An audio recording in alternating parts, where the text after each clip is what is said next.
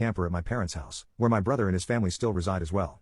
But when I asked my parents to let me stay for a while, they told me they had a full house, and didn't want me there unless I paid them exactly what it would cost to rent an apartment in the area. That was way too much just to park my camper. My parents called my camper and I saw her and told me to take a hike since we couldn't come to an agreement. My sister-in-law thought it was absolutely hilarious I had to live in a camper. My brother joined her in pointing out and mocking me while calling me a homeless bum. I parked my truck/camper in a store parking lot to sleep on the first night. Finding a stable place to park was pretty difficult and I dealt with a bunch of things, everything from beggars and substance addicts, to people demanding I leave because my camper was an eyesore. When I finally landed a new job after months of searching, I practically lived in the back lot of the building by the warehouse in old employee parking spaces. My boss/company owner actually liked this arrangement because I was willingly available to take any shift I could get, so long as I had enough sleep. I was pretty much on call almost all the time when they needed me, and was working virtually every day of the week. I made a lot of overtime pay, and hands-on learned some new skills from other employees. Eventually midway into this year I landed a better position in the company as a supervisor, and started making a better salary than my old job. That's when I decided I wanted a house. The scare I'd gotten from losing my condo made me realize I needed something much more stable for the long term. I looked around for something close to my work, and just 2 miles away found a 3-bedroom manufactured home on a small property.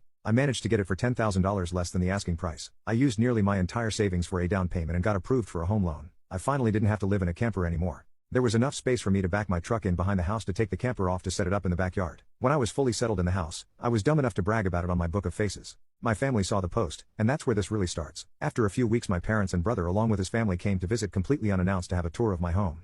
I didn't even give them my address. So how they found out where I live, I still don't know. None of my friends have fessed up, and no prior family members visited me before that. So I wonder if they stalked me at work and followed me home. It really wouldn't surprise me. Once I opened the door, they practically all shoved their way in like rambunctious tourists. Then they just started making themselves at home. They all kept poking around and sister-in-law had this creepy smirk that she was repeatedly flashing me. It was only later that I figured out why. It made me madder than a bull on steroids that just got stung by a hornet. My parents were constantly talking about how I've got so much extra space now and it's too much for someone like me who has no wife or kids.